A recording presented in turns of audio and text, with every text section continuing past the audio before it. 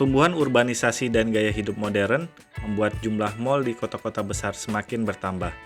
Setiap hari, ribuan pengunjung berdatangan, mulai dari berbelanja, makan, atau sekedar bersantai. Di Bandar Lampung sendiri sudah banyak sekali mal, mulai dari Mall Bumi Kedaton, Mall Kartini, Central Plaza, Transmart, Lampung City Mall, dan lainnya.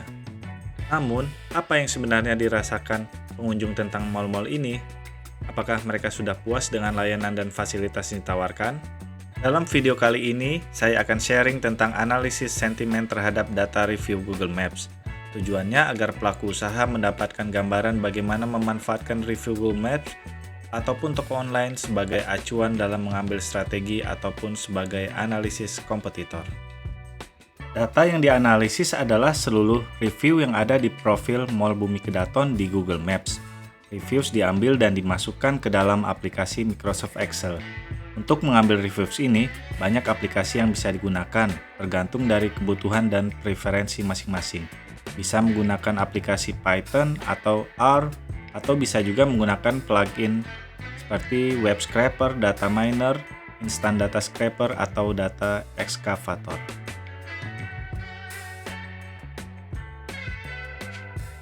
Berikut ini adalah data yang telah dipindahkan ke Excel. Data terdiri dari kolom link profile pengguna, nama user yang memberikan review, jumlah review, badge, stars atau jumlah bintang yang diberikan, time atau kapan review diberikan, dan juga kolom review itu sendiri. Teman-teman bisa langsung masuk ke ChatGPT melalui URL chat.openai.com. Lalu pilih GPT-4 dan pilih pluginnya itu Code Interpreter. Selanjutnya langsung saja upload filenya dengan klik tombol plus dan pilih filenya yaitu Google Maps mbk.xlsx.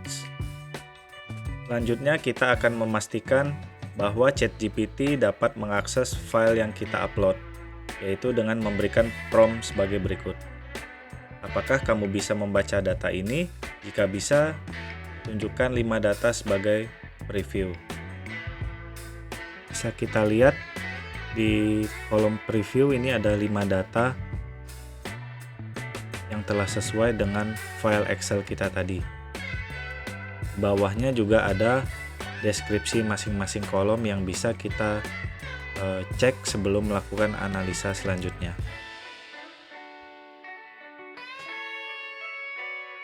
Ada kolom time, ini formatnya masih belum bisa kita analisa karena masih 1 tahun lalu, tulisannya 2 bulan lalu, 5 bulan lalu, dan seterusnya.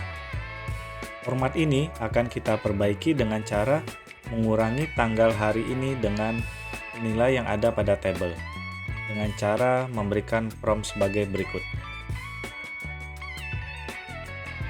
Ubah format kolom time menjadi bulan dan tahun. Kurangi dari bulan Agustus tahun 2023. Selanjutnya, tekan enter atau submit. Ini bisa kita lihat kolom time telah berubah formatnya menjadi bulan dan tahun, sehingga data bisa langsung kita analisa. Analisa yang pertama adalah membuat time series. Analisa ini untuk melihat jumlah review setiap bulannya.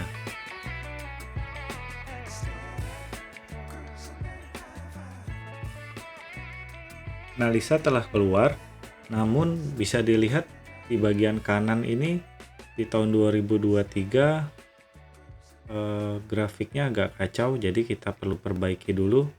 Kita kelompokkan menjadi tahun saja. Nah, ini hasilnya terlihat lebih rapi.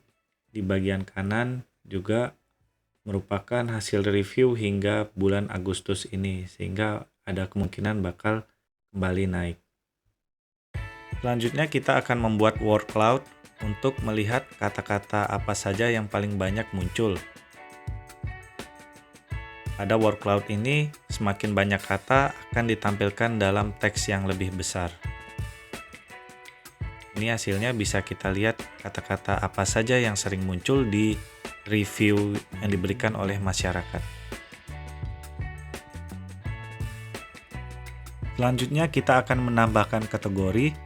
Fungsinya untuk mengelompokkan review berdasarkan fasilitas yang berkaitan dengan mall.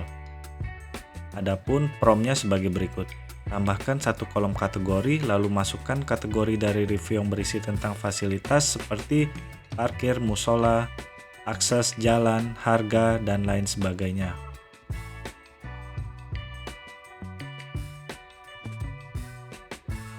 Ini kategori telah ditambahkan, namun bisa dilihat ada beberapa kategori yang kosong, kemungkinan karena tidak termasuk ke dalam kategori yang kita minta tadi.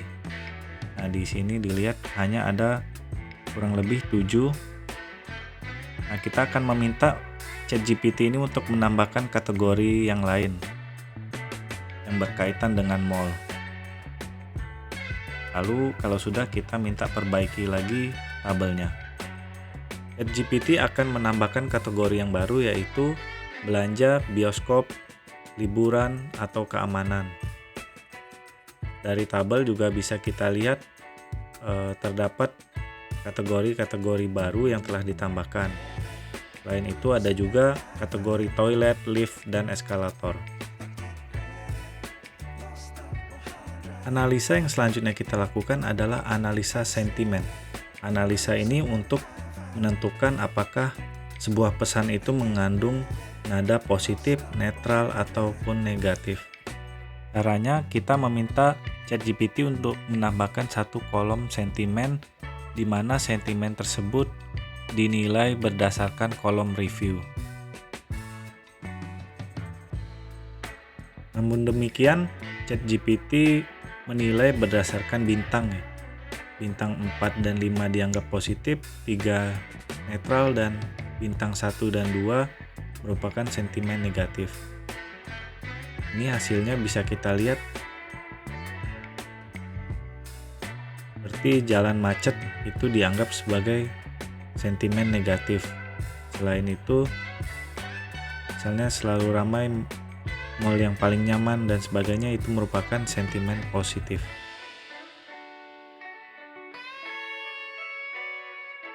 Untuk mendapatkan gambaran review secara lengkap, maka kita dapat membuat sebuah grafik yang menghubungkan antara sentimen dengan kategori.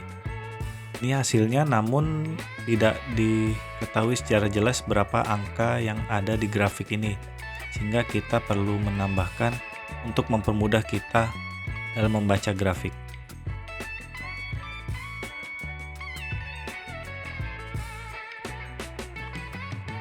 Nah, di grafik yang baru ini kita bisa melihat dengan lebih detail ya, bahwa belanja dan tempat makan itu memiliki sentimen positif paling tinggi. Dan di bagian parkir ini juga termasuk salah satu yang sering dibahas, di mana sentimen negatif mendapatkan nilai 15. Perlu diingat bahwa analisa sentimennya tadi menggunakan bintang ya, yang dibuat oleh ChatGPT, bukan berdasarkan review dari kalimat. Jadi bisa saja ada yang berkomentar bahwa parkirnya susah, namun dia memberikan bintang 4 yang dianggap sebagai sentimen positif. Mungkin di lain waktu kita akan coba, atau teman-teman bisa coba sendiri. Nanti file Excelnya akan saya upload. Silahkan di-download. Linknya ada di deskripsi video ini. Untuk lebih memudahkan, teman-teman bisa menambahkan prompt, yaitu untuk memisahkan grafik ini menjadi per tahun, sehingga bisa dilihat secara historis perubahan-perubahan sentimen negatif dan positifnya.